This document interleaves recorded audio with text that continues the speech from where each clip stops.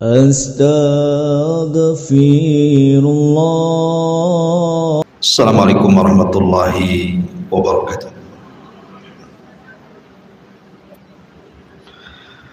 Alhamdulillah, wassalatu wassalamu ala rasulillah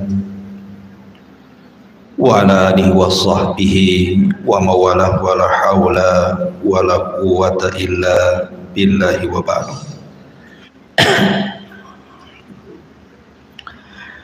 Kita lanjutkan kajian kita, masih membahas kitab Arba'in Nawawi, dan kita masuk pada hadis ke-26.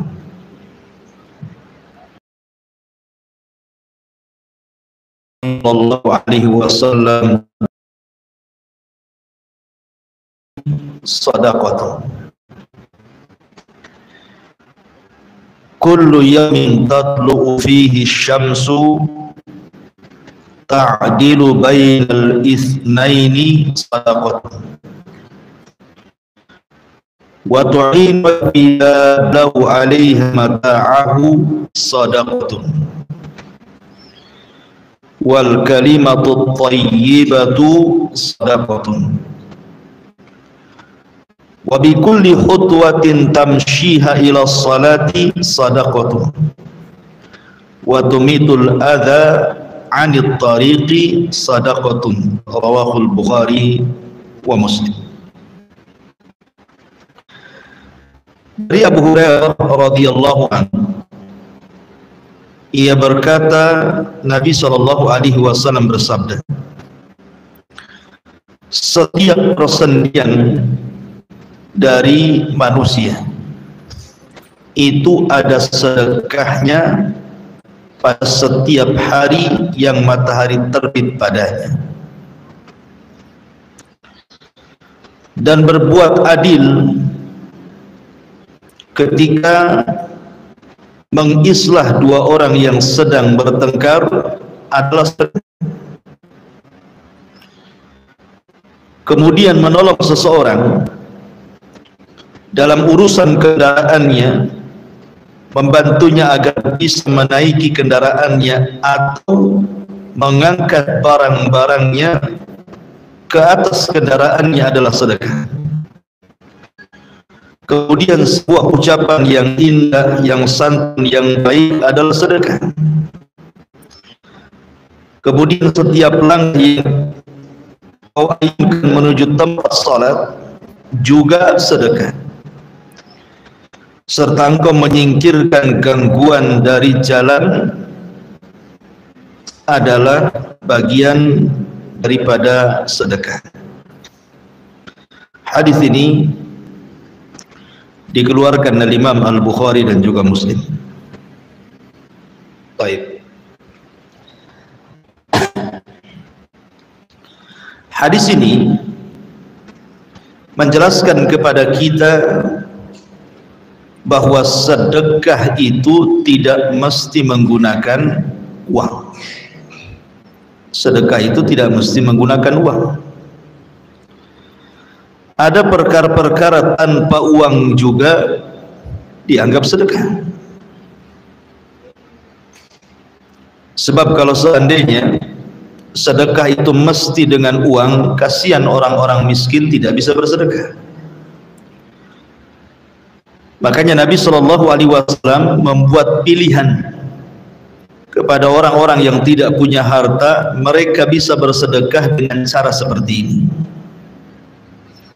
Dan ini kemuliaan Islam, mencakup orang kaya dan juga orang miskin.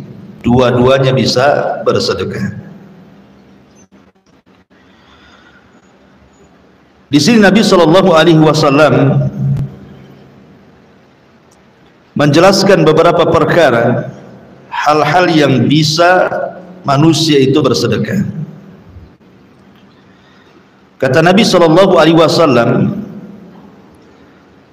setiap persendian dari manusia itu ada sedekahnya setiap hari ketika matahari terbit. Dan kita tahu bahwa persendian manusia itu jumlahnya berapa? 360 persendian. Maksudnya persendian itu yang menyambung tulang dengan tulang, itu disebut persendian. Kayak sini nyambung ke sini, ini nyambung ke sini, nah, ini nyambung ke sini. Nah, itu ya. Jadi satu sendi ke sendi yang lainnya, sambungan tulang dengan tulang yang lainnya, kalau dihitung dari atas kepala sampai kaki itu, kata Nabi SAW, khalaqallahu ibna Adam ala sittina wa thalathum'ati mafsalan. Kata Nabi SAW,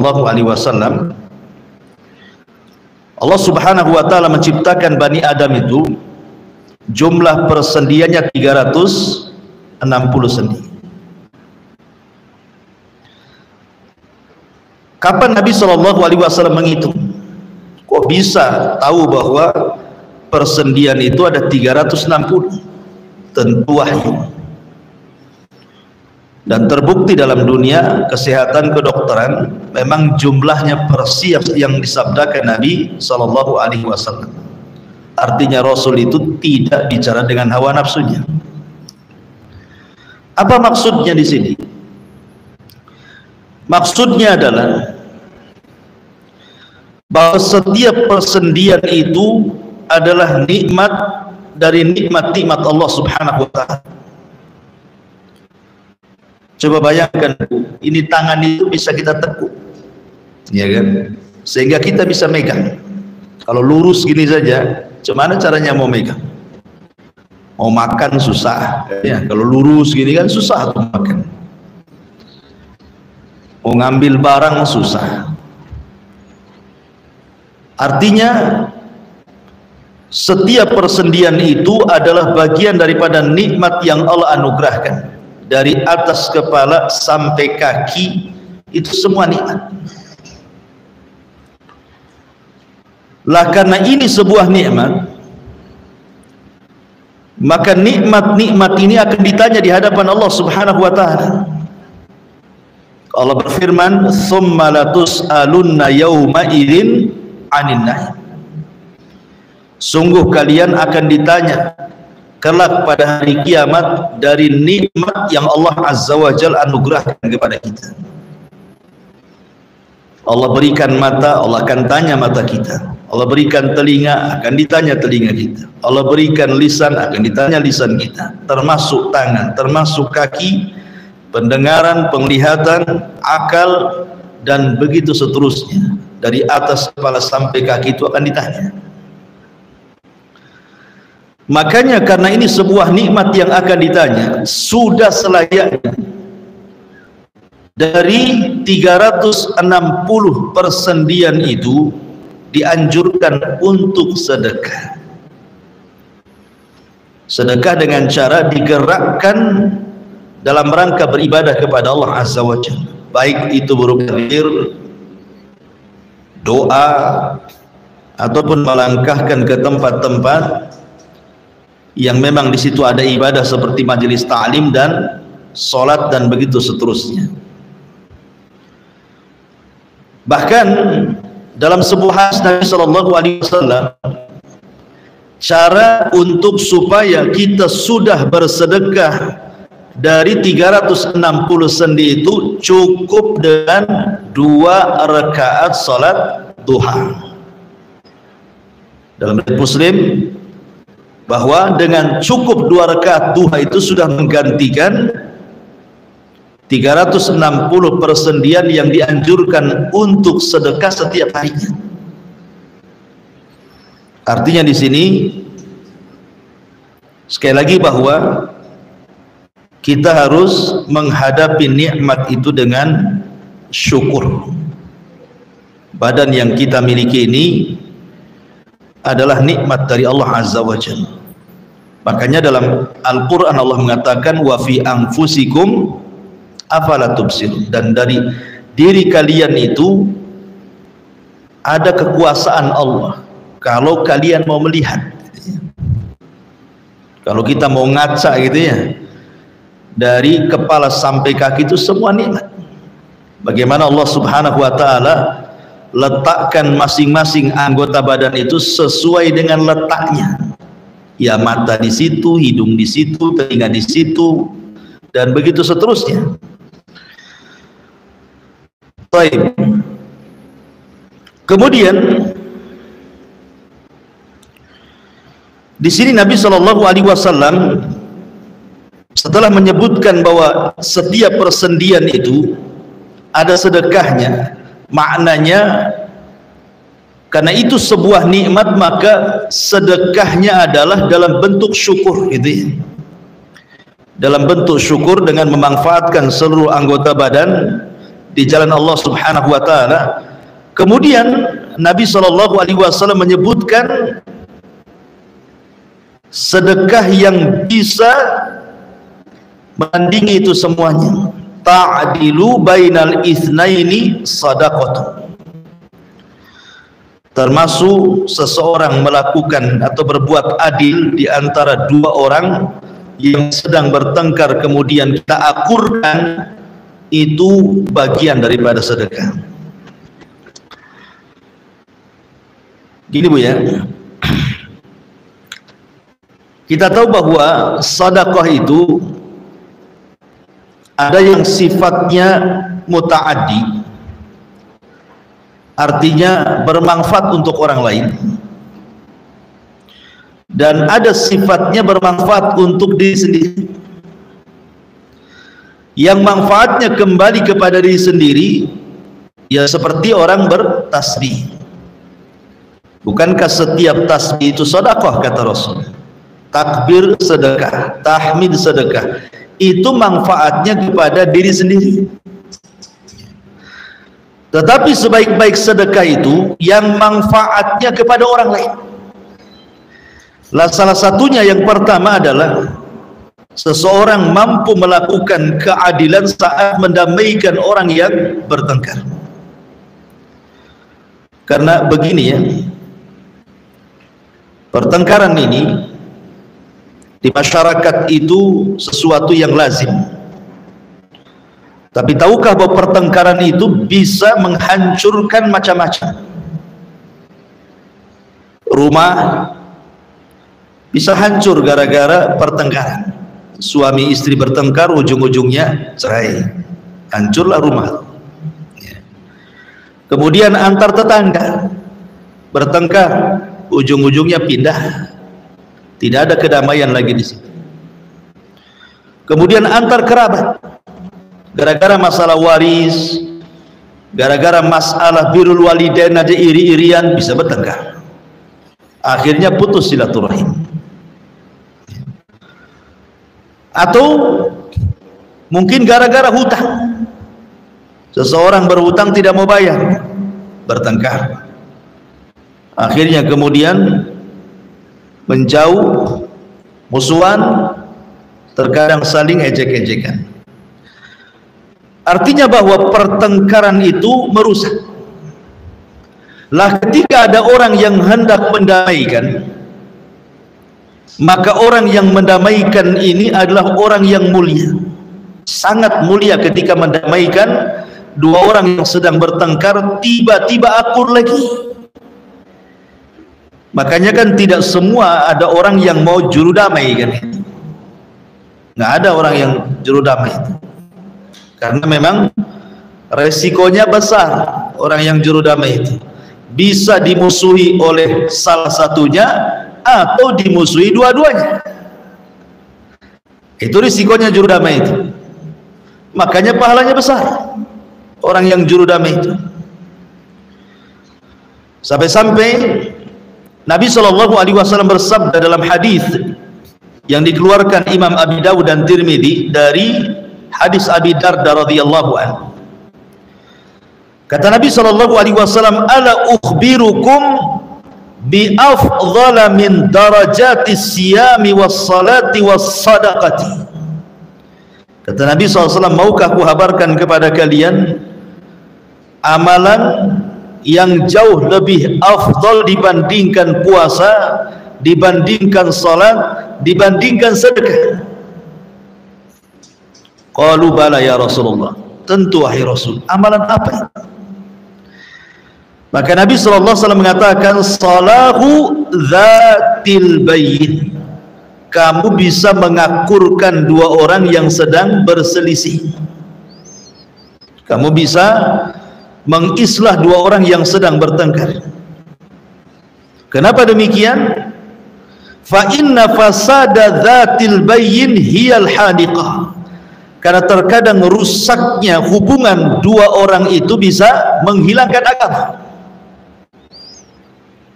Ya, karena kalau sudah bermusuhan itu kan larinya kemana-mana, akhirnya mencaci, dosa mencaci, memaki, gibah, ya kan? Terkadang kemudian menyakiti, baik secara fisik ataupun secara lisan, tak jarang kemudian sampai bunuh-bunuhan. Jadi banyak yang akan dilanggar, makanya bisa menghancurkan agama. Makanya ketika ada dua orang yang bertengkar, datang orang ketiga mengislah, berarti sedang memperbaiki agama. Makanya derajatnya lebih tinggi dibandingkan salat, dibandingkan puasa, bahkan dibandingkan sedekah dengan harta. Luar biasa ya. Ma'asyiral muslimat yang dimuliakan Allah Subhanahu wa taala. Akan tetapi tentu mengislah dua orang yang sedang bertengkar itu harus siap dengan risiko. Makanya Rasul sallallahu alaihi wasallam mengatakan kepada para sahabatnya dan juga tentu ini nasihat kepada kita. Kata Nabi sallallahu alaihi wasallam, berangkatlah, islah dua orang yang sedang bertengkar walaupun mereka hendak mengusir diri. Karena itu risiko kan. Terkadang kita mau mengislah, kita pula dimarahi, diusir gitu. Kata Rasul, coba saja. Suruh dicoba gitu. Kalau tidak bisa ya sudahlah. Yang penting saya sudah mengakurkan keduanya. Kalau belum akur ya saya serahkan kepada Allah Azza wa Jalla.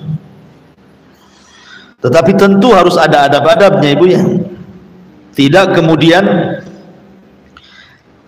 melihat ada orang yang bertengkar langsung ibu nyelonong ke situ mengislah keduanya. Nggak bisa macam itu. Umpamanya ibu punya tetangga, ada suami istri lagi bertengkar, langsung nyelonong aja ke rumahnya. Ada apa ini? Nggak boleh ya. Jadi tidak bisa langsung menyelonong itu saja, harus ada adab-adabnya kan. Ada sesuatu yang bisa kita masuk, ada sesuatu yang tidak bisa kita masuk di situ, kecuali kalau diminta. Kalau nggak diminta jangan loncat pagar, karena itu urusan orang itu. Kemudian juga ada hal-hal yang harus diketahui selain daripada harus tahu batasan-batasan itu. Juga hendaklah seseorang itu, kata para ulama, hendaklah mengikhlaskan niat. Jadi kalau kita hendak mendamaikan orang itu, ibu harus betul-betul ikhlas, memang ingin mendamaikan. Karena terkadang kalau tidak punya ikhlas, terkadang mendamaikan, tahu-taunya memihak salah satunya, kan bahaya. Atau karena ketidakikhlasan, bukannya makin damai, makin pula disulut emosinya, gara-gara datang orang ketiga. Jadi betul-betul ikhlas karena Allah Subhanahu wa ta'ala. Kemudian juga betul-betul harus adil, tidak boleh kemudian jomplang ke salah satunya. Ya betul-betul harus mendengar, memasang dua telinga, yang satu ngomong apa, yang satu ngomong apa, kemudian ambil tarik benangnya, kira-kira bisa didamaikan atau tidak gitu. Tidak memihak gitu. Kemudian juga jangan tergesa-gesa menghukumi sesuatu dalam mendamaikan itu.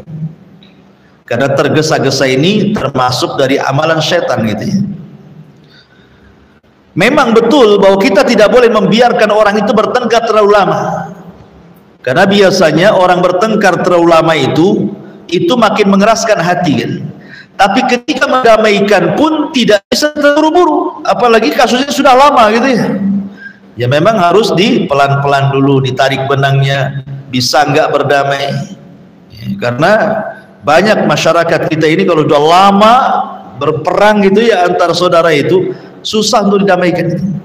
Anehnya ketika salah satunya sudah mati, kemudian yang satunya masih hidup, baru dia nangis ke kuburannya. Apa manfaat nangisnya?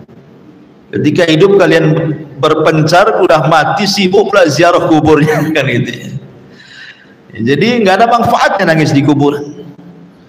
Makanya sering saya katakan bahwa sesungguhnya Allah menurunkan agama itu untuk orang hidup, bukan untuk orang mati. Jadi selama hidup itulah kita berdamai, bukan ketika hidup kita bertengkar, sudah mati sibuk ke kuburan mendoakan dia. Kayak ada anak gitu ya, bertengkar dengan orang tuanya sampai nyakiti orang tuanya. Tiba-tiba orang tuanya sakit kemudian meninggal, barulah dia ziarah ke orang tua ke kuburannya, kan itu. Sedihlah di situ, seolah-olah anak paling berbakti itu. Nah, ngapain orang sudah mati, kan itu? Waktu hidup kemana gitu bahasanya. Jadi agama itu untuk orang hidup. Seperti ada orang yang nggak pernah sholat, tapi ketika mati minta kemudian diiklankan di masjid, innalillahi wa inna ilaihi rajiun. Sholat pun tidak, minta diumumkan di masjid. Atau tidak pernah baca Quran, ya, ketika mati sibuk minta dibacakan Yasin. Waktu hidup kemana nggak baca Quran kalian? Jadi hal-hal yang seperti ini harus dipahami. Kemudian juga untuk menambah keberanian ketika kita mendamaikan orang itu, harus tahu bahwa pahala orang kalau bisa sampai mendamaikan itu berarti mendapatkan pahala di atas puasa, sholat dan sedekah. Ya, kalau kita tahu pahalanya kan senang kita jadinya ya, mendamaikan itu. Jadi bayangkan pahalanya. Kemudian juga sebab diampuni dosa, diangkat amalan, dan begitu seterusnya. Tetapi ibu juga harus paham, kalau memang ibu ini objeknya, artinya ibu itu yang bertengkar, datang orang mendamaikan, ya, datang ada orang mendamaikan, hendaklah kita bersyukur masih ada orang ketiga yang mendamaikan. Karena terkadang orang ketiga itu diperlukan, yang bisa mendamaikan itu. Makanya kalau ada orang yang mendamaikan pihak yang bertengkar itu, cobalah buka hati. Nah, boleh jadi orang yang mendamaikan itu membawa solusi. Buka hatinya, buka matanya, buka telinganya. Kemudian dia ingat mati. Sampai kapan gitu ya. Bahkan ada seorang syekh itu bercerita, di suatu ketika dia berkhutbah di masjid tentang masalah silaturahim. Khutbahnya itu tentang masalah silaturahim. Tiba-tiba kemudian setelah khutbah ini ada salah seorang yang menangis. Sudah tua orang ini. Tiba-tiba kemudian ketika syekh selepas sholat Jumat kemudian hendak pulang, dihadang di pintu masjid, tiba-tiba dirangkul kemudian menangis. Kemudian di pojokan lagi ada orang menangis lagi. Rupanya orang ini dengan orang yang di pojok itu adalah dua orang yang bersaudara kami. Sudah puluhan tahun sholat satu masjid tapi tidak berdamai gara-gara urusan waris. Padahal sholat satu masjid, sering ketemu di situ. Tapi gara-gara waris yang satu di pojok, satu di sini. Tersadarkan dia dengan ceramahnya syekh. Akhirnya kemudian keduanya didamaikan oleh syekh ini, pulang Allah takdirkan salah satunya meninggal. Kemudian yang masih hidup datang kepada syekh, dia menangis sesegukan gitu ya, menyesal gitu. Masa gara-gara harta kemudian harus bertengkar sampai puluhan tahun. Sekarang saudara sudah meninggal, apa nunggu meninggal dulu gitu ya? Ya seperti itu juga ya. Maka hendaklah seseorang itu harus memahami bahwa ketika ada orang mendamaikan, bersyukur, lapang dada, ingat kematian, dan juga berdoa kepada Allah agar jangan sampai dikeraskan hatinya. Ini yang pertama, mengislah di antara orang yang sedang bertengkar.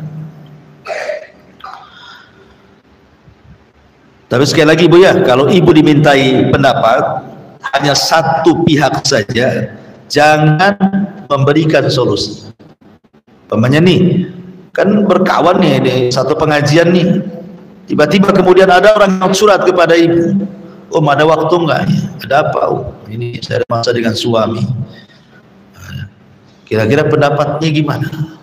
Udah cerai aja, cari lagi yang kaya, banyak duda kaya.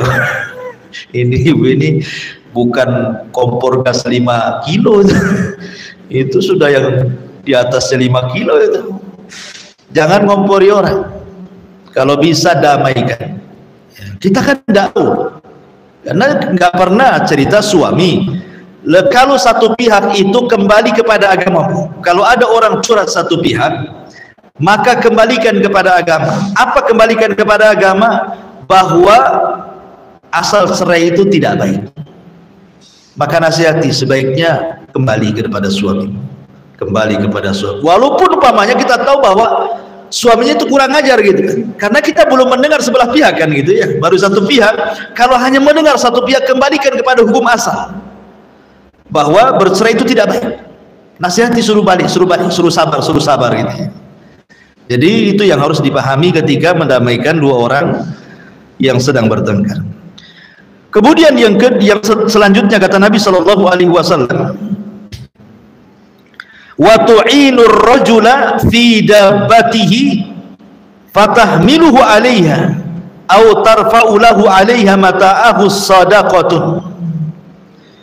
Kemudian kata Nabi sallallahu alaihi wasallam, menolong seseorang dalam urusan kendaraannya, membantu agar bisa menaiki kendaraannya, atau engkau mengangkat barang-barangnya ke atas kendaraannya, kalau itu dilakukan maka itu bagian daripada sedekah.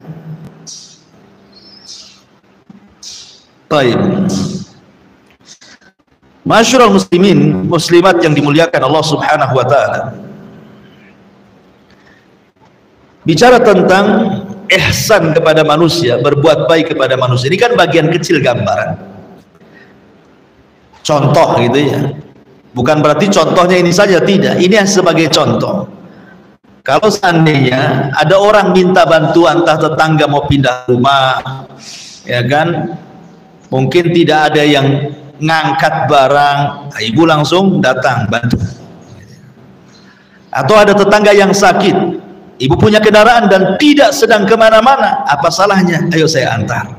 Itu maksudnya. Atau umpamanya ada orang yang sedang berjalan di jalan itu, kawan umpamanya, nampak dia rumahnya jauh, ya ikut saya saya antar. Walaupun mungkin berlainan arah gitu, tidak apa-apa antar, ada masalah apa? Kan itu sebagai sedekah sebenarnya. Cuman masalahnya kalau tidak dikenal. Ya, tidak dikenal, kata Syekh Utsaimin rahimahullahu taala, maka dilihat. Kalau tidak kenal ya. Kalau seandainya kita menganggap itu sebuah penipuan atau kejahatan, yang sekarang kan diantara trik-trik kejahatan kan begitu ya, di jalan raya nyotop-nyotop orang gitu ya, tahu-tahu dia rampok pula atau penjahat pula. Kalau memang insting kita ke situ takut ya, maka tidak perlu ditolong. Tapi kalau seandainya feeling kita memang dia membutuhkan, bahkan kalau seandainya sampai membahayakan nyawa dia, kita berdosa kalau tidak menolong. Kayak di zaman dulu, atau di zaman dulu tuh kan perjalanan di padang pasir gitu ya, kalau tidak ditolong makanya bisa kausan mati itu, contohnya seperti itu ya. Maka kalau sampai mencelakakan dirinya kemudian kita tidak menolongnya, maka berdosa kita. Tapi kalau tidak sampai mencelakakan, ya mungkin yang lain juga adalah yang lewat situ, tidak ada masalah ya. Karena juga di zaman sekarang apalagi Batam ini kiri kanan rumahnya hampir semua jalan itu terang gitu ya, hanya mungkin disunahkan saja kita menolongnya. Tapi kalau sampai kemudian umpamanya ada anak kecil, ibu nemu anak kecil tuh di jalan kan, kalau kita biarkan anak kecil itu mungkin bisa ketabrak, bisa apa, tolong, wajib hukumnya. Kalau tidak berdosa. Lah, di sini Nabi SAW bahwa di antara bentuk sedekah adalah menolong saudaranya, dan menolong saudaranya itu macam-macam, terutama menolong kerabatnya, menolong keluarganya. Ya, jadi menolong keluarga lebih lagi dibandingkan menolong orang lain. Nabi SAW bersabda tentang keutamaan orang yang menolong orang lain itu. Kata Nabi SAW, "Man yassara ala mu'sirin yassarallahu fid dunya wal akhirah." Barang siapa yang memudahkan orang yang sedang ditimpa kesulitan, maka Allah mudahkan dia di dunia bahkan di akhirat. Bayangkan di antara keutamaannya, Allah berikan kemudahan kehidupan dia di dunia, dan Allah berikan juga kehidupan kelak di akhirat. Orang yang suka nolong orang, subhanallah itu ya. Padahal pada hari kiamat itu tidak ada yang menolong kecuali amalan. Maka yang bisa menolong pada hari kiamat adalah amalan dia. Ketika dia banyak menolong di dunia, maka dia akan banyak ditolong di akhirat.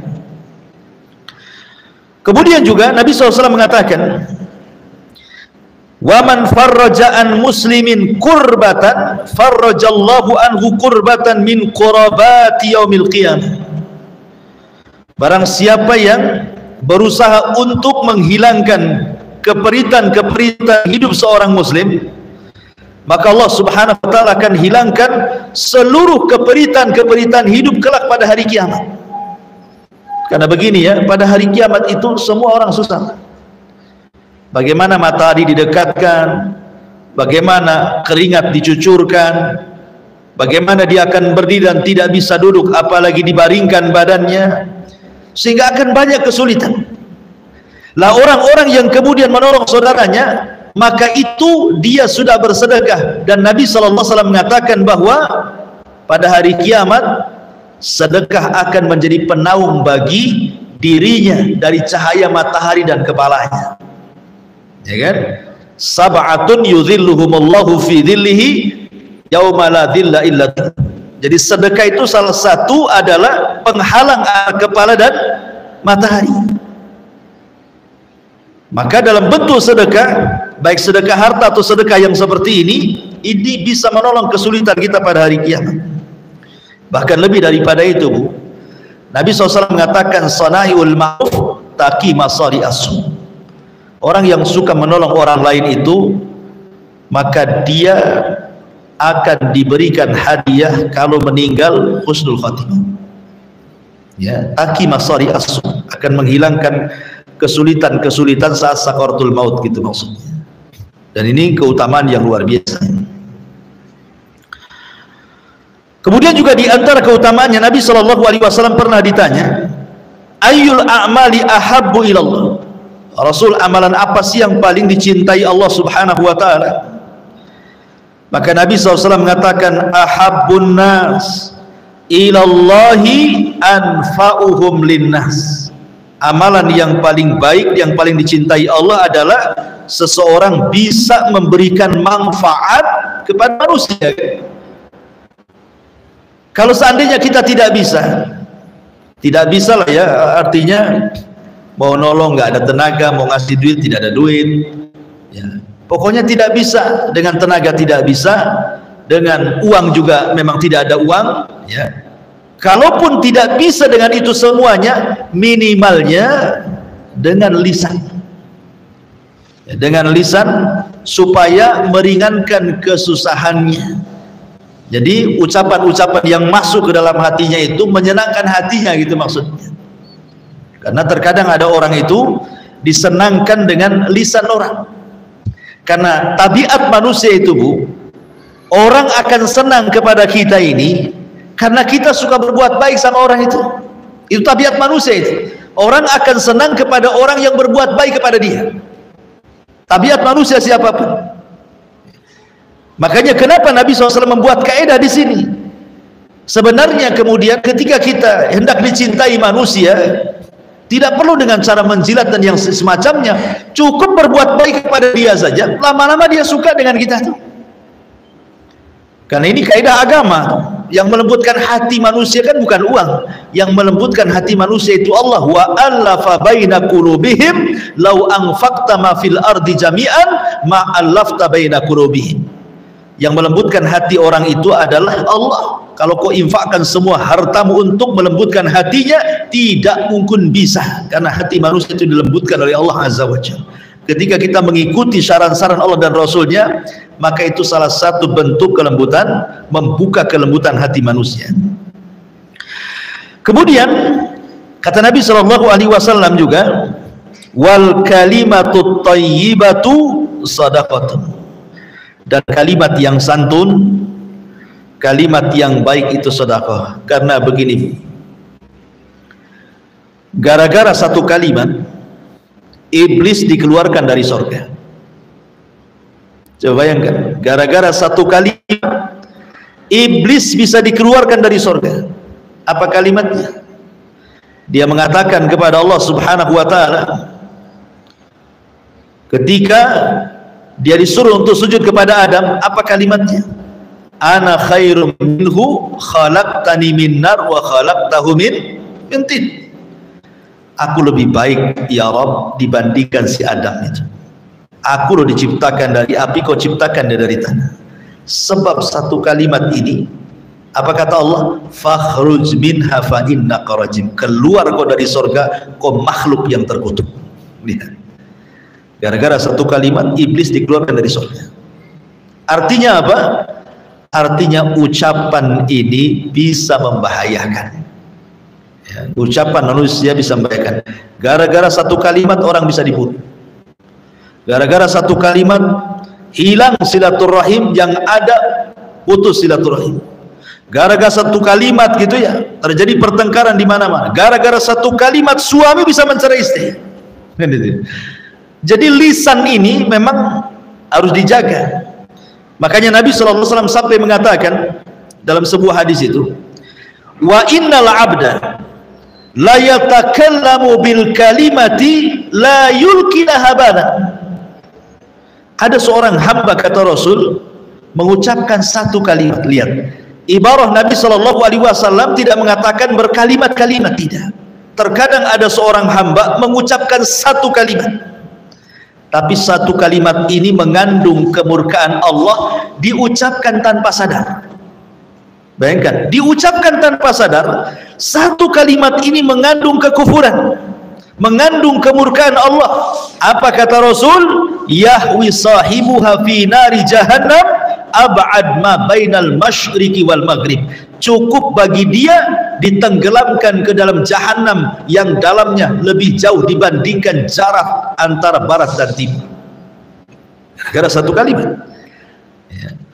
Makanya Aisyah radhiyallahu anha pernah ditegur gara-gara satu kalimat. Kan?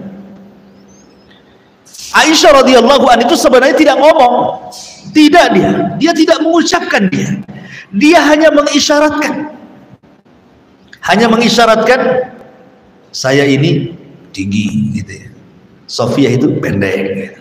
Hanya gitu saja, tidak ngomong, hanya pakai tangan saja gini-gini. Tapi Rasul paham bahwa Aisyah hendak mengatakan Sofia itu pendek, itu satu kalimat tuh, cuman pakai isyarat. Dan bagi Nabi SAW ini bagian daripada ghibah. Makanya Nabi SAW mengatakan, ya Aisyah, laqad qulti kalimatan law muzizat bihal bahru lamazazathu. Wahai Aisyah, engkau sudah mengucapkan satu kalimat, kata Rasulullah, yang kalau seandainya dilempar ke dalam air lautan cukup mencemari itu satu dunia lautan. Saking buruknya ucapan ghibah itu, sampai bisa mencemari semua air lautan. Padahal sampah satu kota Batam belum tentu mencemari lautan. Satu kalimat ghibah bisa mencemari lautan, menunjukkan bahwa ghibah itu lebih busuk dibandingkan sampah satu kota Batam, gitu maksudnya. Lah di sini bagaimana Nabi SAW ingin mengingatkan kepada kita, karena begini, kalimat yang baik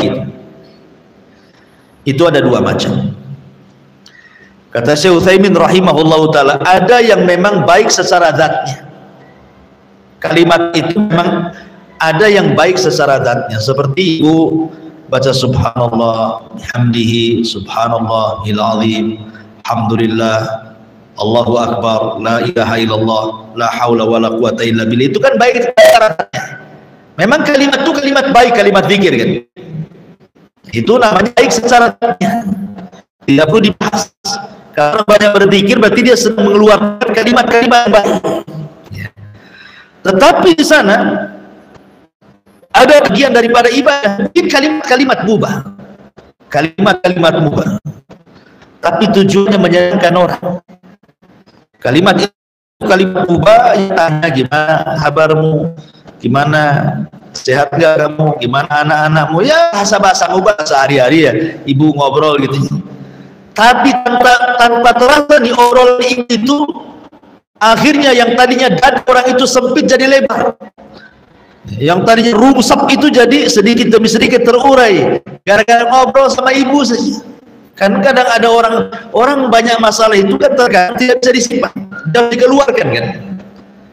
Ibu ini sebagai pendengar setia kadang-kadang itu sudah bisa plong karena orang ini ingin mengeluarkan tetapi mereka nggak mungkin lah dia ngobrol sama tiang di sini, dan harus ada lawannya kan. Kadang-kadang cukup mendengarkan, kadang-kadang mungkin nimpali, yang sabar ya cuman gitu sih kalimatnya. Tapi itu sudah masuk ke dalam hati, itu sudah enak, ikut simpati namanya. Nah, itu juga itu dikatakan kalimatut thayyibah, itu kalimat yang baik. Tapi saya sarankan Bu, kalau ada orang yang curhat sama ibu harus minta izin dulu sama dia. Pokoknya ada orang, ada waktu enggak saya ingin curhat, ibu harus tanya dulu, ini curhat ini masalah aib atau bukan, masalah aib atau bukan. Kalau masalah aib saya tidak mau dengar. Kemudian dipaksa, nggak apa-apa tolong saya bapaknya, tolong saya izinkan, saya minta izin, boleh nggak saya dengar, ya, harus minta izin tuh ya, jangan main tarik-tarik. Ada waktu ngomong-ngomong nggak gitu ya. Jadi tetap harus minta izin. Maaf, ini kan karena yang mau diceritakan masalah suami, masalah ini kan nggak bagus sebenarnya. Saya nggak boleh mendengar, saya kan bukan siapa-siapa. Saya minta izin dulu ya, harus minta izin dulu ya. Boleh nggak saya dengar? Kalau nggak dengar nggak boleh, nggak boleh saya dengar. Tapi sebisa mungkin ibu harus menghindar sebenarnya. Kalau memang dia mau menceritakan aib dirinya atau orang lain, sebenarnya harus menghindar. Kecuali kalau memang dia butuh dan mungkin dia merasa bahwa ibu ini bisa memberikan solusi, maka ini masuk pada hadis Nabi SAW, idza stansahaka fansah. Apabila saudara meminta saran, berikan dia saran ya, jadi tidak main langsung dulu ya. Baik, jadi ini juga termasuk sedekah, adalah al-kalimatut thayyibah. Dan keutamaan orang bicara dengan santun itu banyak ya. Pertama, memang kalimat yang baik itu sedekah sebagaimana yang kita sudah bahas di sini.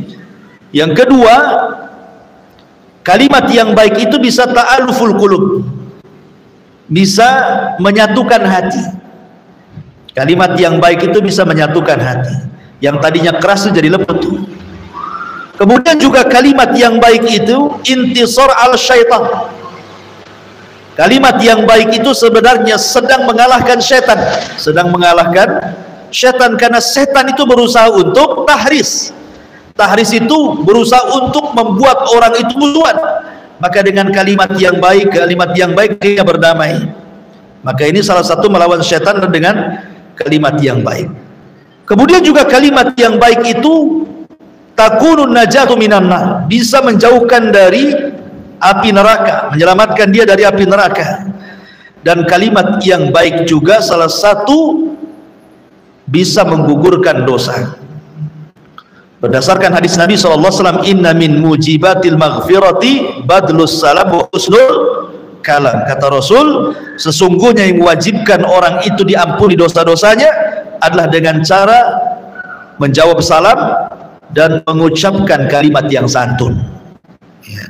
Tapi sebaliknya Bu, kalau kalimat itu yang keluar dari lisan ibu itu tidak baik, menunjukkan ibu itu su'ul adab. Kalau ada orang yang omongannya pedas, kasar, berarti tercerminan dari akhlak dia itu.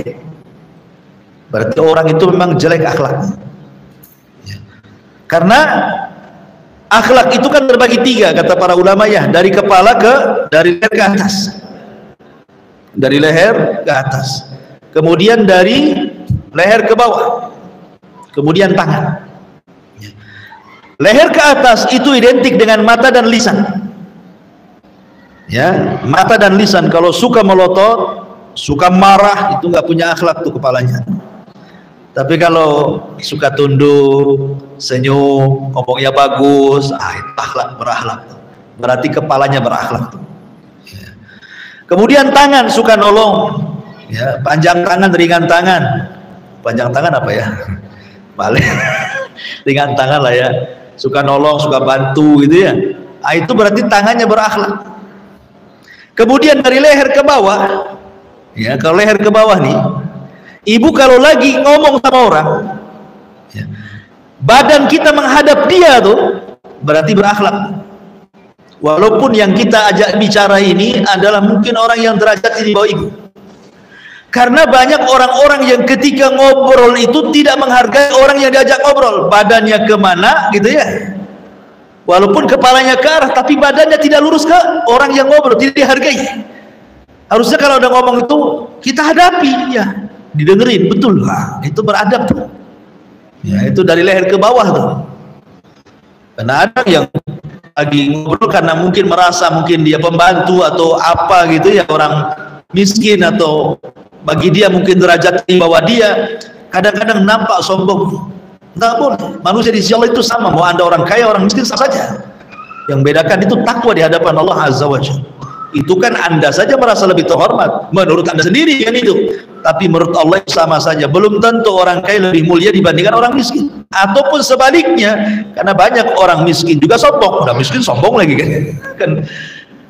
Jadi menunjukkan bahwa kalau jahat lisannya itu dia sedang su'ul adab. Dan biasanya kalimat yang buruk itu membuat orang lari. Orang tuh tidak suka sebenarnya. Makanya kenapa Nabi SAW sampai oleh Allah Subhanahu wa taala dikatakan fabima rahmatin minallahi linta lahu walau kunta ghalidhal qalbi lan faddu min hawlik. Kata Nabi, kata Allah Subhanahu wa taala dalam surat Ali Imran ayat 159, dengan rahmat dari Allah engkau lembut kepada mereka wahai Muhammad, sebab kalau engkau keras mereka akan lari. Makanya biasanya orang yang kotor lisannya orang nggak suka, biasanya memang nggak suka. Kalau lisannya itu kotor orang nggak suka tuh, kecuali sesama lisan kotor. Nah itu lain lagi. Nah, mungkin satu geng lah itu ya, karena al arwahu junudun mujannadah, ruh itu akan bergabung dengan gengnya. Kalau lisannya kotor pasti akan berjumpa dengan lisan kotor juga. Tapi kalau lisannya baik berjumpa dengan lisan kotor nggak mau dia. Ruhnya nolak tuh.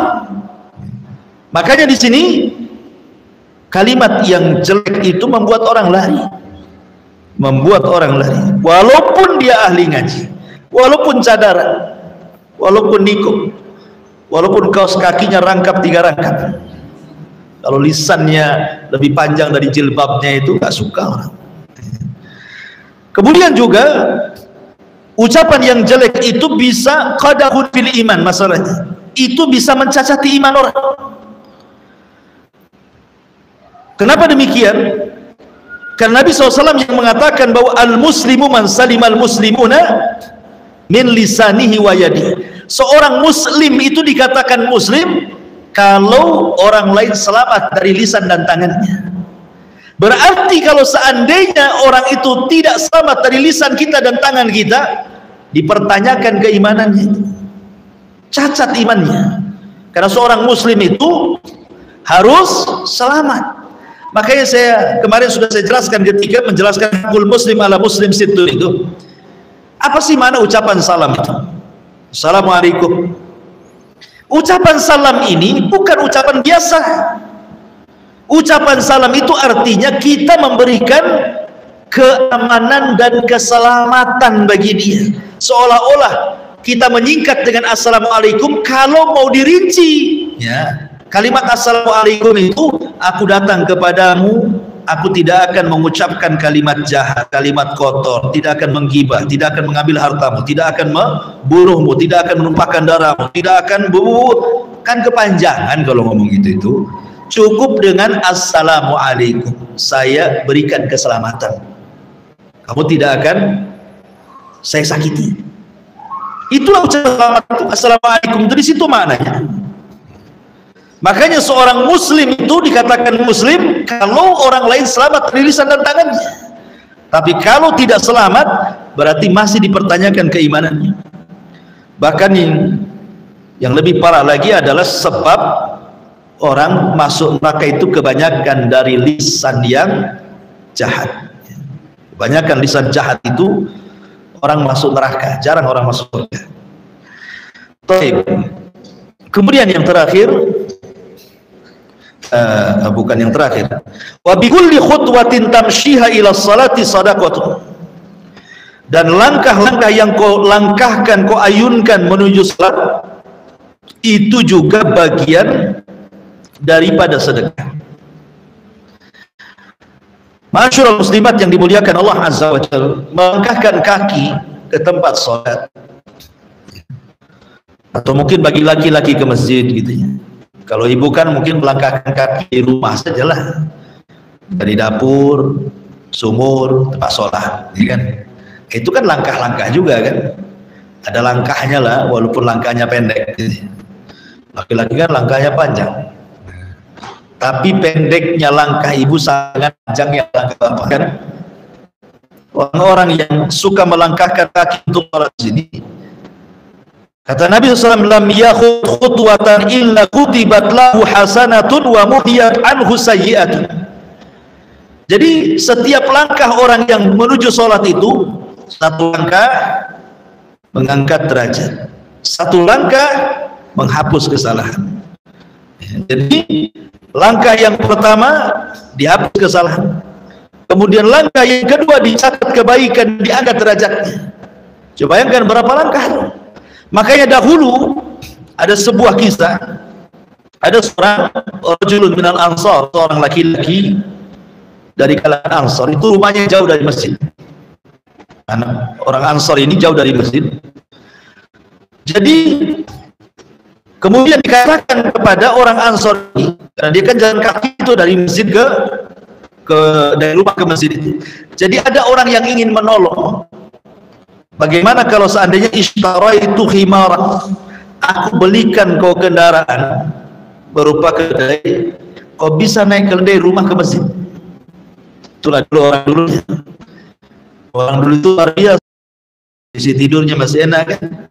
Ini dibuat pula gunung.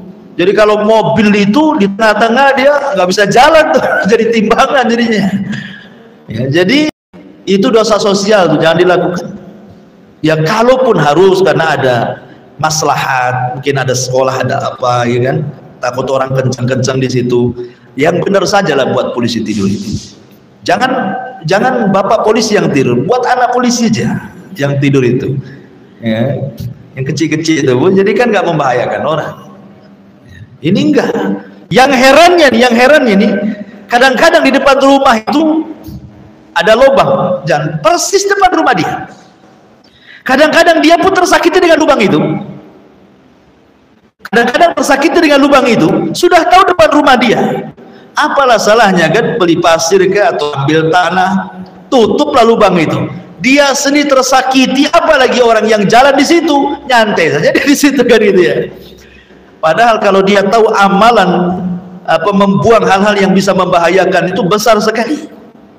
Walaupun ini serendah-rendahnya iman. Di sini Nabi SAW mencantumkan perkara yang terakhir ini karena ini yang paling rendah. Sedekah yang paling rendah itu adalah membuang hal-hal yang menyakiti orang. Ini paling rendah. Menunjukkan sebelum-sebelumnya lebih tinggi lagi. Makanya letakkan di belakang. Rasul letakkan di belakang karena ini yang paling rendah dalilnya. Karena Rasul SAW mengatakan seafdal-afdalnya iman itu la ilaha illallah, serendah-rendahnya adalah imatatul adhani anit thariq, membuang hal-hal yang bisa membahayakan manusia dari jalan. Ini serendah-rendahnya iman, tapi lihat pahalanya luar biasa gitu ya. Jangan lihat rendahnya imannya. Makanya kenapa seorang ulama namanya Rabi bin Haytham yang 40 tahun tidak pernah meninggalkan takbiratul ihram. Rabi bin Haytham ini, itu kalau dari rumah ke masjid pandangannya selalu ke bawah, pandangannya selalu ke bawah. Jadi kalau ada hal-hal yang bisa mengganggu orang itu langsung diambil disingkirkan, langsung diambil disingkirkan. Kadang dia mengucapkan ketika dia mengambil, ya Allah, kalau memang ini ada pahalanya, aku kirimkan kepada orang tuaku yang sudah meninggal. Rabi bin Haytham sampai seperti itu. Ya, ini semua bicara tentang sedekah di luar daripada sedekah harta. Taib, wallahu alam, ini yang bisa sampaikan. Taib, sebelum saya tutup silakan kalau ada yang bertanya. Assalamualaikum Ustaz. Waalaikumsalam. Dari hadis yang berhubungan tadi, yang termasuk zakat tadi, mendamaikan orang bertengkar, membantu orang lain menaikkan barang keuangan, ucapan yang baik, tidak makan menjadi masjid, yang kelima menyingkirkan gangguan di jalan. Anak akan tanyakan poin yang ketiga, yaitu ucapan yang baik. Tadi Ustaz ada singgung masalah hubungan antara teman. Di sini ada Ustaz. Ketika kita mendapatkan sosok teman yang memang akhlaknya kurang baik, ya Ustaz. Hari pertama dia datang, dia curhat, kita mendengarkan apa yang dia bicarakan. Keluh kesahnya baik dengan suaminya maupun keluh kesahnya tentang keuangan ekonomi. Hari-hari berlalu terus demikian sampai masa ya di anak 5 tahun yang betul dengan orang yang seperti itu. Ternyata kita melihat memang apa yang didapatkan ya seperti itu. Walaupun sudah pergi kajian, dia tidak bisa mengubah akhlaknya. Terus ketika kita mengingatkan dengan secara baik, dia tidak paham bahasa kita, Ustaz. Ternyata ketika kita sekali dengan kasar, dia paham, Ustaz. Ya, contohnya begini, Ustaz. Ketika dia mau cerita panjang, langsung kita stop. Dia sudah pelanggan kamu. Malah kita yang lagi bicara. Nah, dengan itu orang yang lebih paham, Ustaz. Dia langsung mengingatkan kata-katanya dan dia pulang. Yang anak tanyakan, Ustaz, boleh kita berpikir. Sebab ketika kita menasihatkan kata-kata yang baik dengan hadis yang Ustaz sampaikan, maksudnya kasar di situ meninggikan yang tadi itu Ustaz, meninggikan kata-katanya, bukan menyebut kalimat kotor kan? Iya. Oke. Ya, alhamdulillah. Harus dibedakan ya, kalau kasar dengan tegas itu beda. Itu kan tegas ya, dengan cara mengkat atau meninggikan suara gitu ya kan. Ya kadang itu kan teori menasihati, asal jangan keluar kalimat-kalimat yang kalimat itu berbau dosa, seperti kata-kata binatang atau kata-kata yang dianggap kasar gitu ya, atau yang menyinggung. Ya kalau hanya tegas saja, memang orang ini tidak bisa. Kan ada orang itu yang diajak ngobrol terus muter dulu ke Batam Center, ke Tiban, baru ke Batu Haji. Kan ada muter-muter dulu baru ke situ. Intinya ke situ sebenarnya. Cuman karena takut menyinggung perasaan jadi muter-muter dulu dia. Ya. Tapi ada orang yang diajak putar-putar makin pusing dia. Berarti harus to the point saja dia. Ada orang seperti itu ya. Ya kan lihat karakter orang, kembali ke lihat karakter orang. Yang jelas niat kita baik dan kita berusaha menahan tidak mengeluarkan kata kotor. Hanya mungkin dengan cara seperti itu dia bisa sadar, ya insya Allah tidak ada masalah selama tidak mengeluarkan kata-kata. Karena kata-kata itu kan ada, kata-kata itu ada 4 macam. Ya, kata-kata itu ada 4 macam. Pertama, kata-kata itu ada yang betul-betul memang semua kebaikan dari awal sampai akhir semua baik, khairun mahad namanya, semua baik. Yang kedua syarrun mahad, semua jahat. Kemudian yang ketiga campuran syarrun wa khairun, dalam omongannya kadang-kadang baik, kadang-kadang diselipkan pula kata-kata kotor, kata-kata jahat ya. Kemudian yang ketiga tidak, yang keempat ya tidak ada kebaikannya, tidak ada kejahatannya, ya kata-kata mubah. Semua akan ditanya di hadapan Allah. kecuali kata-kata mubah. Kalau buruk semuanya, kemudian baik semuanya, kemudian campur aduk antara buruk dan yang baik, semua akan ditanya. Yang tidak akan dihisab itu kata-kata mubah, walaupun tetap dicatat oleh malaikat raqib dan atid, tapi tidak dihisab. Jadi seorang muslim itu makanya kan ketika memberikan nasihat itu kan lihat, jangan sampai nasihat di depan orang, sehingga akhirnya niatnya memberikan nasihat ternyata mempermalukan. Jangan di hadapan orang. Niatnya sih bagus, nasihati, tapi ujung-ujungnya membongkar aib dan mempermalukan kan? Tidak boleh. Kemudian yang kedua, ketika kita menasihati orang itu kayak kita bercermin, Bu. Muka kita ada di cermin, berarti ketika kita nasihati orang itu seolah-olah nasihati diri sendiri gitu maksudnya. Jangan merasa kita lebih baik daripada dia gitu. Anggap saja ketika kita nasihati itu nasihati kepada diri sendiri. Kalau itu kaidah yang kita pakai, nah, tentu kita tidak akan merasa bahwa kita lebih baik, kan? Karena ketika menasihati orang itu sama dengan menasihati kita dalam cermin gitu. Berarti balilah diri sendiri. Kemudian juga memilih waktu, memilih kata, kosakata dan begitu seterusnya, karena kata Abdullah ibn Mas'ud radhiyallahu anhu, hati manusia itu ada ikbalnya, ada idbarnya. Ada ikbalnya, ada suatu ketika mudah dia mendapatkan nasihat, ada suatu ketika itu sulit mendapatkan nasihat.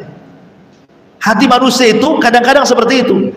Kadang lagi seneng, enak, ngomong apa saja nggak peduli. Ada lagi rungsep, ngomong apa saja masuk ke perasaan, sakit hati. Iya. Jadi ada waktu-waktunya iqbal dan idbar. Carilah waktu-waktu ketika dia iqbal hatinya, ketika dia menerima nasihat, disitulah. Sehingga diperlukan memilih waktu, memilih tempat, memilih kosakata gitu ya. Kemudian dimuqaddimahi dengan apa dulu supaya senang dia gitu. Ajak makan bakso dulu, baru sudah kenyang baru ngomong bapaknya kan itu. Karena dia suka bakso bapaknya. Atau ajak kemana dulu, jalan dulu ke Barelang sana. Nah, sampai di sana dihajar gitu. Maksudnya cari tempat, cari waktu, cari kata itu karena ada sisi-sisi kelemahan hati itu. Nah, waktu sisi kelemahan dari nasihatnya. Ya, ini kan teori-teori yang disebutkan para ulama. Memang kenyataannya berat nasihati orang. Makanya kenapa pahalanya lebih besar dibandingkan sholat, puasa dan sedekah. Ya, nasihati orang itu karena berat gitu. Dan itu amalan yang paling mulia. Ya. Dakwah, mendakwai orang itu amalan yang paling mulia. Sampai-sampai Rasul mengatakan, wa man ahsanu qaulan mimman da'a ilallah. Siapa lagi ucapan yang lebih indah dibandingkan orang yang mengajak manusia ke dalam agama Allah? Nggak ada lagi. Itu yang paling tinggi itu. Makanya nasihati orang kan ngajak orang ke agama supaya dia baik, supaya dia berubah kan gitu. Makanya risikonya berat, kadang-kadang dimusuhi, kadang-kadang kita pula dihujat, kadang-kadang kita pula dimusuhi dan begitu seterusnya. Ya, saya kira tidak masalah kalau hanya tegas saja, udah sekali-kali dilembuti gitu ya, habis dimarahi kasih duit gitu, senang dia, apa-apa mari terus saja lah dapat duit. Allah, iya.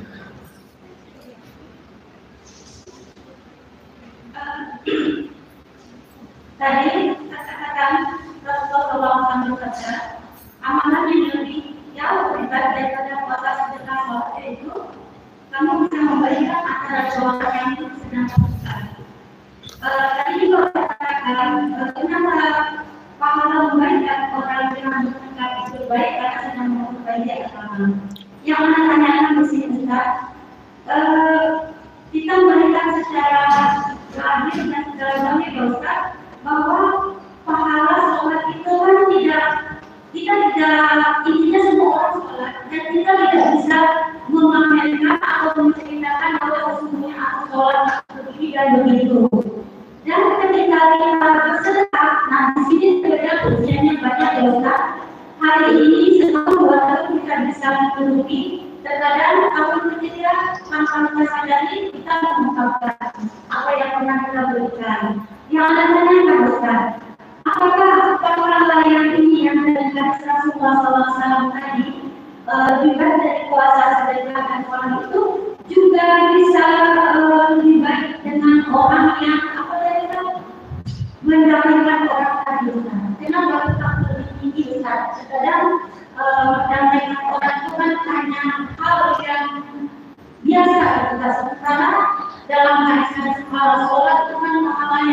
biasa dan Maksud di sini sholat sunnah ya, puasa sunnah, sholat sunnah, sedekah sunnah ya. Kalau yang wajib ya tidak bisa diimbangi lah. Iya. Maksud di sini kalau yang sholat wajib ya tidak bisa diimbangi dengan seperti ini. Maksudnya puasa sunnah, sholat sunnah, sedekah sunnah. Karena itu kan kembali. Kenapa demikian?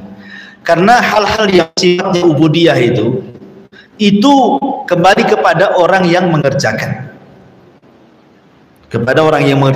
Tapi kalau kita mendamaikan orang, itu sifatnya mutaaddi. Manfaatnya bukan untuk diri sendiri tapi orang lain juga. Tapi kalau sholat itu manfaatnya hanya untuk pribadi kita saja. Sholat sunnah, puasa sunnah, sedekah sunnah kan kembali ke kita. Tapi kalau memperbaiki orang lain itu kembali ke kita dan orang itu. Makanya ada kasus ya, Imam Syafi'i rahimahullah ta'ala, ketika dia bermalam di rumah Imam Ahmad Ibn Hanbal, muridnya, Imam Syafi'i tidak sholat malam. Sampai-sampai kemudian kata putrinya Imam Ahmad, masa seorang imam besar dia meninggalkan qiyamul lail, kok tidur terus? Harusnya kan seorang alim itu harus ya nampak sholat gitu ya sepanjang malam. Jadi tanyakan kepada Imam Syafi'i, apa jawaban Imam Syafi'i? Semalam saya tidak sholat itu, bukan saya tidur. Saya memikirkan satu hadis dan saya bisa mengeluarkan dari satu hadis itu 100 faedah. Apa itu hadis?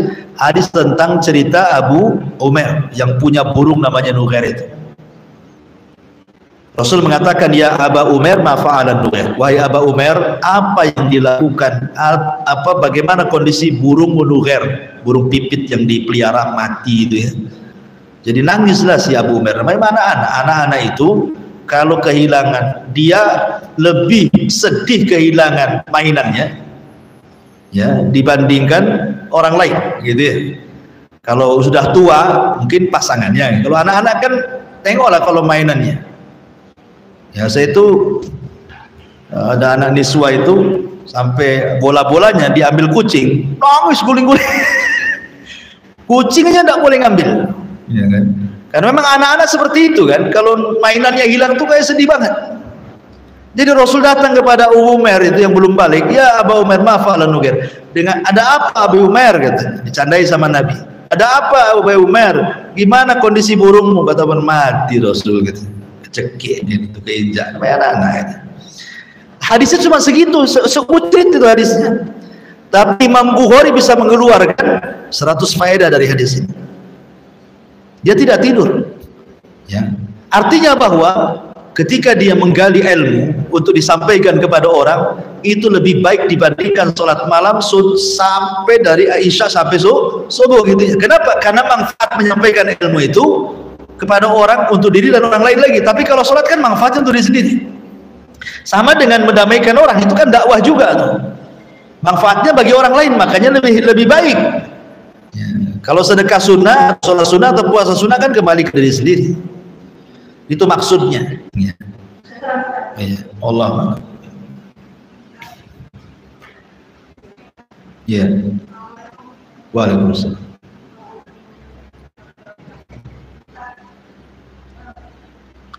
Pakai mic. Kita posisinya adalah sebagai keponakan. Jadi ada saudara kita, tante kita, belum ada yang kakak keponakan itu belum bulan langsung. Oke. Dan sudah banyak yang menanti mereka masuk ke kelas mati.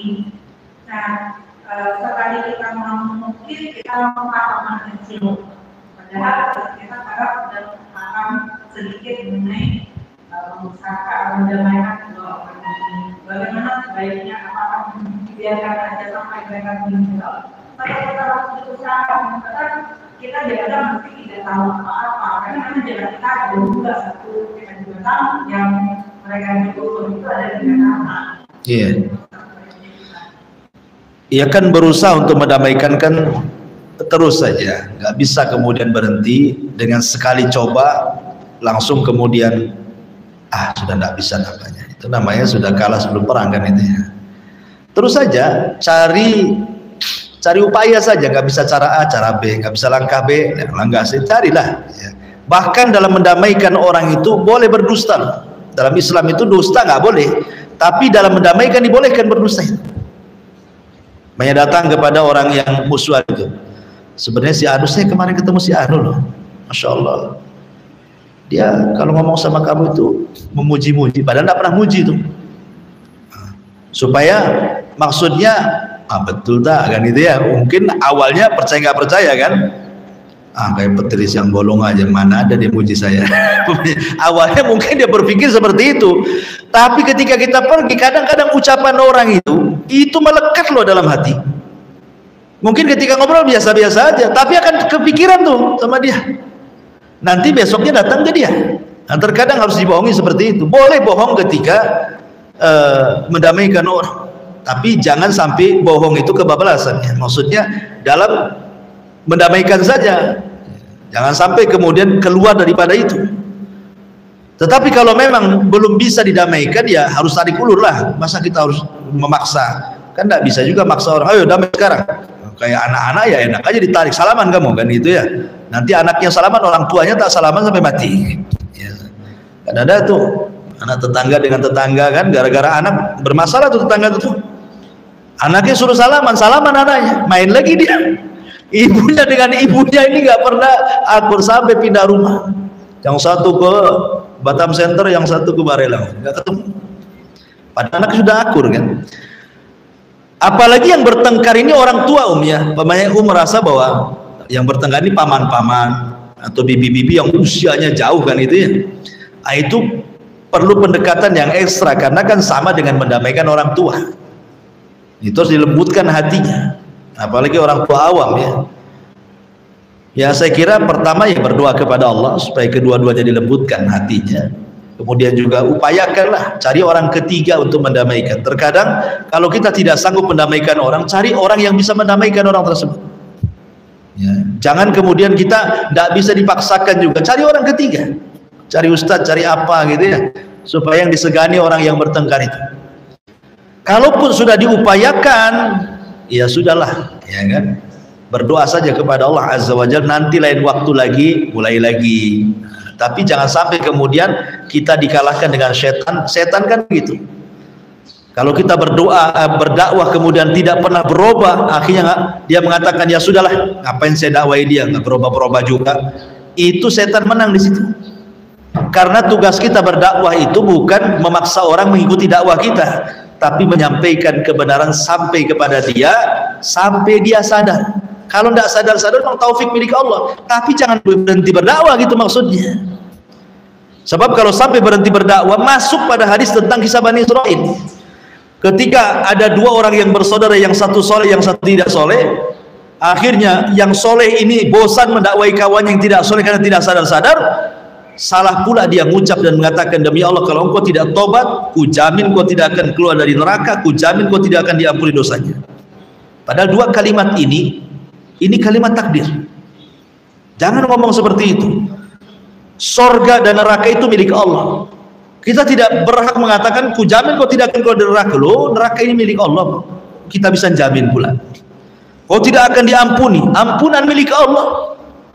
Hanya gara-gara salah ngomong padahal niatnya baik kan. Dia sudah bosan menasihati karena tidak sadar-sadar.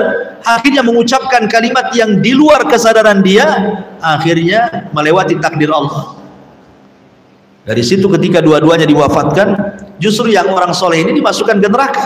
Kenapa? Karena tidak bertobat dari lisannya, tidak mencabut kata-katanya. Yang jahat ini di ujung hayatnya dia tobat, masuk surga dia. Itu menunjukkan ampunan milik Allah. Jadi ketika menasihati juga jaga kata-kata, gitu ya. Jangan sampai seperti orang ini. Wallahu a'lam. Iya.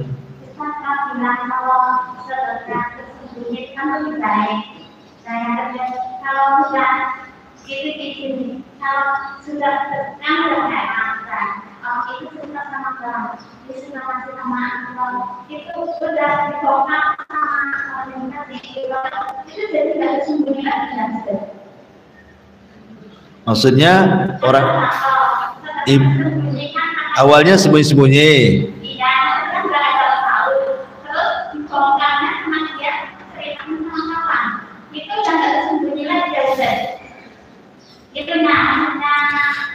Iya gini kalau maksudnya kita menasihati itu sembunyi-sembunyi. Yang penting kita nasihati. Sedekah, oke, afwan.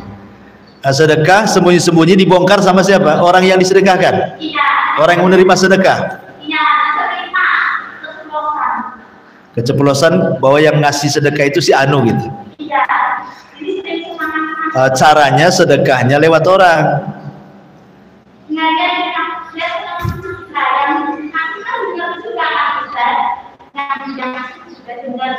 Maksudnya dia diceritakan kepada orang itu muji atau ngenyek gitu bahasanya ya.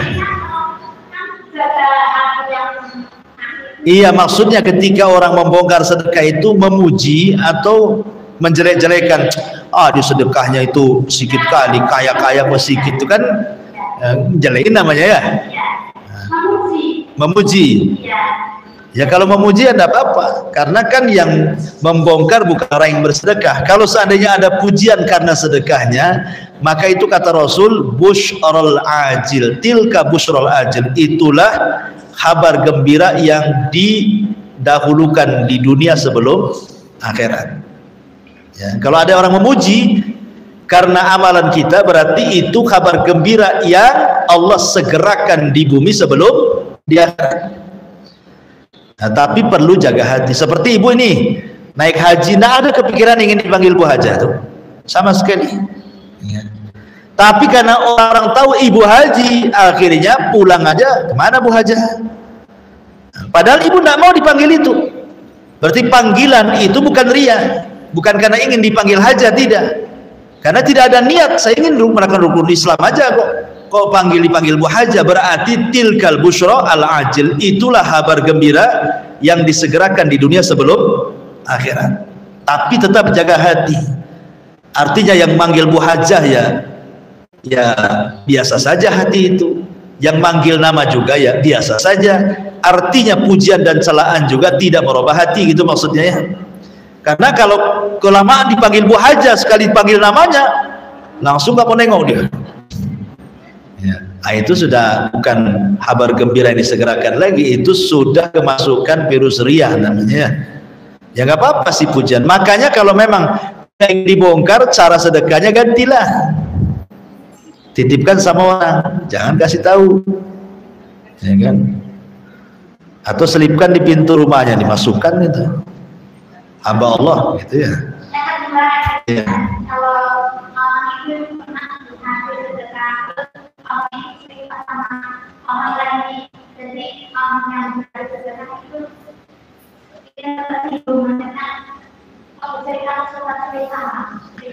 Nggak usah tersinggung lah. Kenapa tersinggung?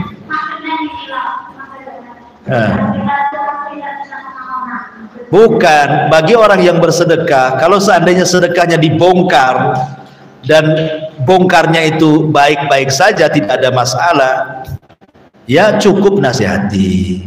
Datang ke orang itu, janganlah jangan kasih tahu orang saya sedekah sama gitu ya. Ya kalau dia mengatakan nggak apa-apa, bukan orang baik gitu, pamannya begitu, ya sudah biarin aja, apalagi asal jaga hati saja. Kecuali kalau seandainya jelek, banyak disedekahkan ini ngomel-ngomel, gaji besar suaminya sedekah 10.000 gitu kan. Itu dah orang-orang gak bersyukur, udah dikasih masih ngomel kan. Nah itu udah jelek tuh orientasinya, ya udah nggak bagus. Tapi kalau pujian, masya Allah dia baik tuh, masya Allah, nggak masalah. Apa masalahnya? Bukan sesuatu yang dosa. Kalau memang ada yang memuji dia lantaran sedekahnya, tapi jangan over ketika ada pujian kemudian besar kepala gitu. Makin ditambah lagi, biar dia cerita lagi, tambah lagi, cerita lagi. Nah, itu namanya promosi gitu. Wallahu a'lam. Oke. Ada saudara yang sudah tahun depan deposito di bank. Oke. Bagaimana hukumnya menurut Islam, dan kalau itu tidak baik, bagaimana cara nasihat kita? Deposit di bank, riba ya. Ya uang riba di bank itu harus diambil. Uang riba di bank itu harus diambil. Jangan sampai tidak diambil. Kemudian setelah diambil diapakan? Setelah ambil boleh kita disedekahkan kepada fakir miskin, nggak masalah. Uang riba itu boleh diberikan kepada fakir miskin, atau kepada jalan-jalan, atau kepada solokan, jembatan, nggak masalah. Tapi niatnya bukan niat sedekah. Ingat ya, niatnya takhallus, ingin melepaskan uang sial. Jadi kita dapat pahala itu dari niat ingin melepaskan riba, bukan dari sedekah. Boleh umpamanya ada saudara, ada tetangga punya utang, pakai uang riba aja, bayar pakai uang riba ini, ya. Atau ada orang sakit tetangga, punya biaya, nggak apa-apa. Ulama bolehkan, tidak ada masalah. Walaupun ada yang membatasi uang riba itu hanya diperbolehkan untuk yang sifatnya dihinakan saja, jalan, jembatan dan yang lainnya. Tidak, bisa untuk orang sakit. Tapi sekali lagi niatnya bukan untuk sedekah, tapi niatnya takhallus, melepaskan diri dari riba. Di situ letak pahalanya. Melepaskan dari uang sial, kasihkan orang. Wallahu a'lam. Iya. Tuh belakang tuh. Nah, kasih mic-nya ke belakang.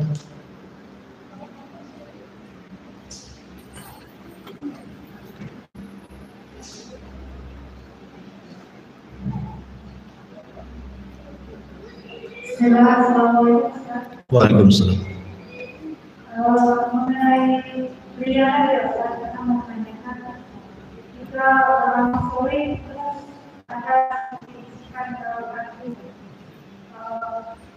apa yang jadi akan nanti kalau itu sebenarnya ada bisikan hati. Bisikannya berupa apa tadi? Oh gitu. Oh iya, senanglah kalau dipuji orang itu ya. Berarti perlu meluruskan niat supaya balik itu pahalanya. Pamanya gini, awalnya ikhlas Bu. Awalnya ikhlas. Sudah dikasihkan ke orang, terbentik riya karena dipuji. Itu pahalanya hilang. Tapi pahala bisa kembali kalau diluruskan lagi niatnya. Luruskan lagi niatnya supaya pahala sedekahnya balik gitu maksudnya. Tapi kalau terus ria, hilanglah itu pahalanya. Tapi sekali lagi dengan catatan pada awal sedekah dia ikhlas. Tapi kalau dari awal sedekah dia ria, ya nggak dapat apa-apa. Ya kan?